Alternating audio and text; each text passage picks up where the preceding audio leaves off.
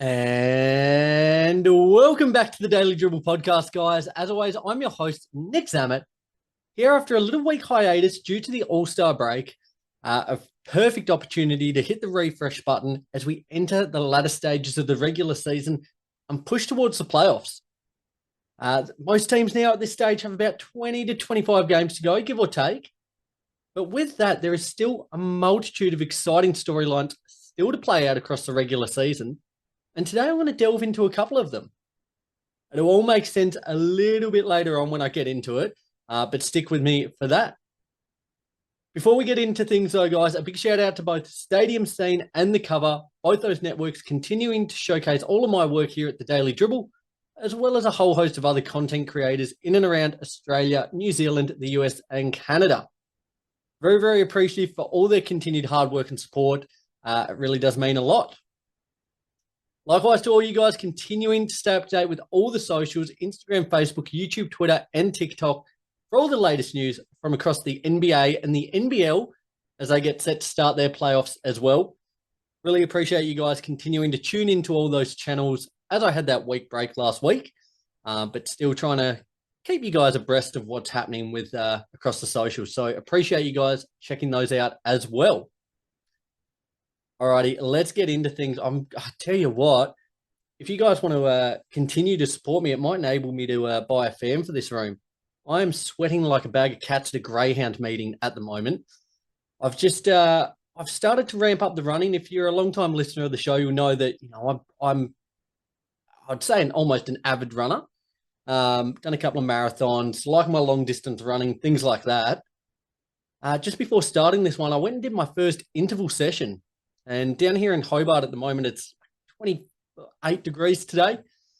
So coming straight from the track into this one, I'm still sweating profusely. So we'll see how we go, and hopefully dehydration doesn't kick in and I pass out halfway through this one. Nevertheless, we will push on into some odds and ends, recapping some of the notable news that's occurred throughout the week. Bloody hell. This is crazy. You can probably see, if you're tuning in on YouTube, you can probably see the beads of sweat on my forehead at the moment. That is living. Firstly, Victor Wembanyama. He is set to miss the remainder of the season with deep vein thrombosis in his right shoulder. Now, this will mean he's ineligible for the end of season awards, meaning he's going to miss out on DPOY after failing to meet that 65-game minimum requirement. It's a huge loss for him. He had well and truly locked up DPOY, averaging a steal and 3.8 blocks per game, chipping in as well 24 points, 11 rebounds, and nearly 4 assists per game as well. But this is disappointing for him, and it's disappointing for the Spurs as well. They're right in the kind of push for playing ball, and with their franchise player going down, it's going to mean there's a hell of a lot of expectations and weight on the shoulders of De'Aaron Fox, Chris Paul, Devin Vassell, Harrison Barnes, Stephen Castle. All these guys are going to have to well and truly step up in Wemby's absence. I don't know, they're teetering on the edge at the moment. Do they push to a playing spot? They're going to have their work cut out for them. The West is probably, 11, 12 deep at the moment, and they're kind of at the moment on the outside looking in. So we'll see how they go across the next 20 to 25 games. At the time of recording, at the moment, they're actually 13th. The Blazers have jumped them. So they're 4.5 games back of the Kings in 10th. With Wemby going down, I don't know. I think they're going to struggle to make it. Had he still been in the fold, I would have given them a punter's chance. But a big loss for the Spurs, and disappointing to see Wemby go down as well there. Speaking of absentees for the Spurs, Greg Popovich is not expected to return to the team this season. His future with the team remains uncertain as he recovers from a mild stroke he suffered there in November. Now, 76 years of age, you might think his time might just be, it might be curtains for him. Mitch Johnson, he's currently serving as the acting coach there in San Antonio. He joined the Spurs as an assistant there in 2019 after winning a G League championship in 2018 while working as an assistant there with the Austin Spurs. 38 years of age. maybe they start leaning into what the future might look like. Granted, if Pop wants to come back, you're absolutely going to let him. But as I said, at 76 years of age, health concerns, it might almost have forced the hand of the Spurs here. And Mitch Johnson is certainly the guy that I would say will maintain that head coach position. But again, wish him a speedy recovery. Hopefully he returns. It would be great to have one more postseason appearance for Pop there. But we'll see how that plays out in the off-season. In other news, the NBA has suspended Bobby Portis for 25 games for violating the league's anti-drug policy. Now, he mistakenly took an incorrect pain medication that's resulted in this suspension. Now, this is going to have a big impact on the Bucks for the next month or two. It'll pretty much take them to the close of the regular season. Portis has been phenomenal, averaging 14 points, 8 rebounds, 2 assists on the season thus far. And for the Bucks, it's like their big man stocks aren't great. It's going to need a mountain of work from Brook Lopez, and the recently acquired Jericho Sims should also see some pretty substantial game time. It's disappointing. The great thing about it is, I guess, that he is going to be back in time for the playoffs. But with where the Bucks are currently poised there at the moment, they sit at the time of recording in 5th. They're going to have their work cut out for them to kind of clinch home court advantage. But absolutely a big loss there with Portis on the sidelines. A hugely exciting piece of news came out during the week. Tasmania now officially has its first ever NBA representative, with the Golden State Warriors signing Taran Armstrong to a 2-way contract. Now, for those not familiar, Armstrong is a 6'6" point guard who's been plying his trade with the Cairns Taipans here in the NBL, averaged 17 points, 4.6 rebounds, 4.7 assists, and 1 steal per game, whilst going at 35% from 3. Has really been one of the standout young players across the league and absolutely deserves an opportunity to showcase his skills on the biggest stage of them all. It is just a phenomenal opportunity for him to get to rub shoulders with the best in the business, Draymond Green, Steph Curry. The learnings and skills he's going to acquire from just being in that environment are second to none. Really, really hope that he gets the opportunity and look forward to hopefully seeing him flourish within the NBA. Regardless, though, as a fellow Tasmanian, it is incredibly exciting. It was phenomenal just seeing him come into the NBL in his second year this year. Really, his game grew by leaps and bounds. I think it's as phenomenal for him, as phenomenal for basketball here in Tasmania. It's phenomenal for basketball in Australia. And hopefully it'll be phenomenal as well for the Golden State Warriors, picking up a very, very tidy player. So all the best there to Taran. Hopefully we get to see him suit up for the Warriors, but nevertheless, very well deserved. And yeah, certainly look forward to seeing how he goes in the States there. And just finally from odds and ends, the 76ers are in serious strife at the moment. Now, I'll touch on them a little bit later in the show. But the 76ers and Embiid are currently consulting doctors and considering alternative options to his injured knee at the moment. Now, from reports, sides had hoped for progress in Embiid's body, but his efforts to play and current treatment, including the injections in that knee, have not provided any improvement thus far. Now, for the 76ers, they're continuing to fall further and further off the pace for a playing spot. As I said, I'll get into that a little bit more shortly. But I think personally, it's almost time to move on from Embiid. There's absolutely still going to be a market for him. I can't imagine he's going to go for a premium package as to what he would a year or two ago. But at the moment, you just need someone who's going to be on the court regularly to complement Maxey and his growth and development. And at the moment, Embiid's not that guy. So really, really disappointing stuff there. They've got 20 to 25 games to get things to click. But if you're a Philly fan, the last few years have just been nothing but a huge disappointment. I certainly empathize with any fans out there. They say the night is darkest just before the dawn. But unfortunately, the dawn doesn't look in sight for Philly fans. So we'll watch this space. We'll await with a bated breath as to whether Embiid will return and help guide this team to a playing appearance. But at the moment, it's very bleak, especially given that these other alternatives aren't providing too fruitful at the moment. Nevertheless, guys, let's push ahead. Daily Dribble.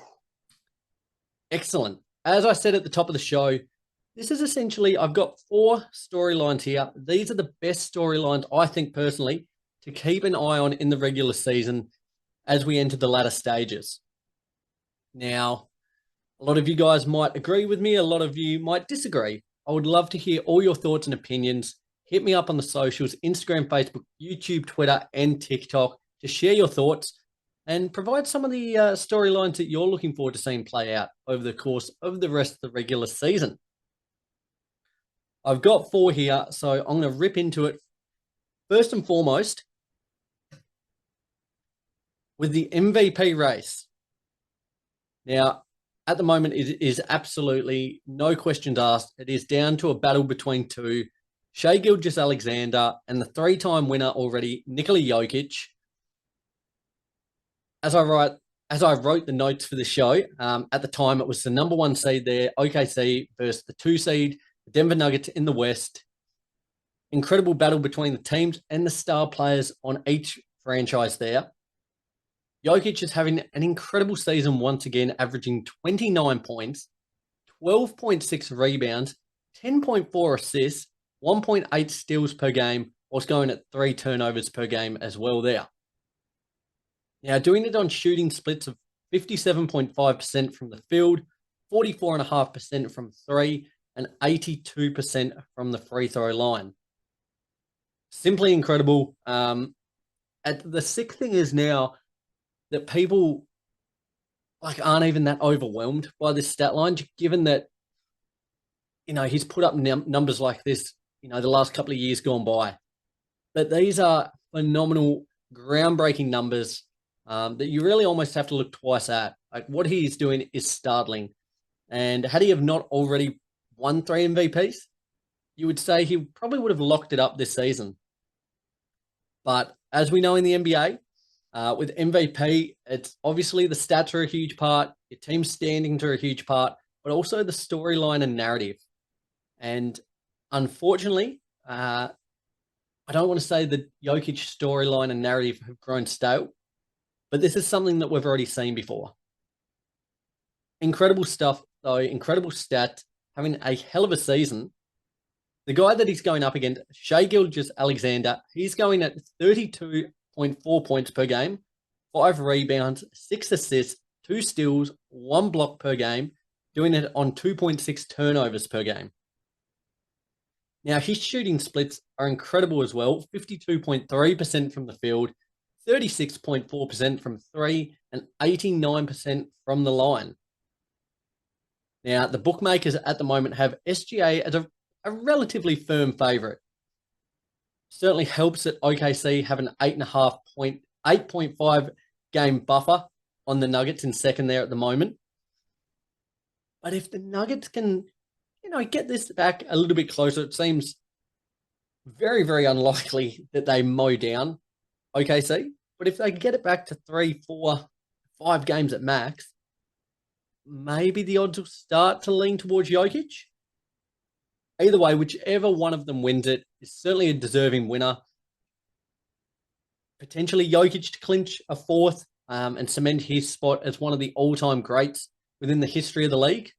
And SGA hunting his first. And potentially first championship might coincide with that as well. But that is certainly one storyline that I'm looking forward to seeing play out, the battle for the MVP. The second storyline that I will be taking note of is, can the Phoenix Suns correct their course? Now, it's been such a funny year for the Suns. They should be so much better than what they are. At the moment, they sit 11th with a 27-31 record, 2.5 games back of the Kings there in 10th. It's they should be at the minimum a playing team. really with the talent at their disposal, they should be hunting a guaranteed playoff spot. It's, not likely. It's certainly not outside the realms of possibility. They're 4.5 games back of the Clippers in 6th. But with Bradley Beal, Devin Booker, Kevin Durant, and a really solid batch of rotation players, they should be so much better than what they are. Can they correct it in the next 20 to 25 games? I think there's potential there. I think Bradley Beal's looked rejuvenated after his bench stint. He's back into the starting 5, playing some really high-quality ball. Just unfortunate that it's not coinciding with wins. The Suns being 2-8 there in their last 10 games across the league. And with that move into the starting point guard role for Beal, Tyus Jones has moved to a bench role. I personally think they're going to fall short of the top 6. With Dallas's injury woes at the moment, they should be eyeing at the minimum a playing appearance. I'll certainly be watching with eager anticipation, as I said, with the payroll that they have, the players, the star power. This would be a super, super disappointing year not to make the play-in. So I think they will correct things. I think they will clinch a spot, but they've certainly got a lot of work to do across their next 25 games. Another team that's at the moment on the outside looking in, and another storyline that I'll be paying attention to, is can Philly will themselves into a play-in spot? I was going to say playoff, but that's unrealistic. A play-in spot. Now, at the moment, Philly have currently lost 8 games on the bounce. They are 2.5 games back of the Chicago Bulls there in 10th. And with Joel Embiid on the sidelines, things are pretty bleak. Now, unfortunately, even without Embiid, the rest of the team just can't seem to get it together at the moment. They went down to the Bulls on Tuesday by 32 points, which just really summed up their recent month or so. Really disappointing. Just essentially garbage. Hot garbage. Now, even without Embiid, who's kind of being monitored day to day almost, Paul George, Tyrese Maxey, Kelly Oubre, Quentin Grimes, and the rest of the players on their roster, they should be a lot better than what they are. They should be performing better than what they are. 20-37 on the season, 8 losses on the bounce. That ain't going to cut it. Now, the Bulls are playing some pretty decent ball. Nikola Vucevic and Josh Giddey in particular, since his move there to the Windy City, they're playing some really good ball. But with that talent, with that firepower that Philly possess, they should chase them down. If Embiid can find the court and just suit up, play some minutes, they should get there. I'm really fascinated to see how things go for them. I think personally, there could be some big moves made this offseason in Philly. Regardless of how it plays out, even if they just somehow will themselves into a playing spot, this season has been hugely, hugely disappointing. And to be perfectly fair, it's not just this season. They're probably last half a decade, 5 years or so, have been incredibly underwhelming.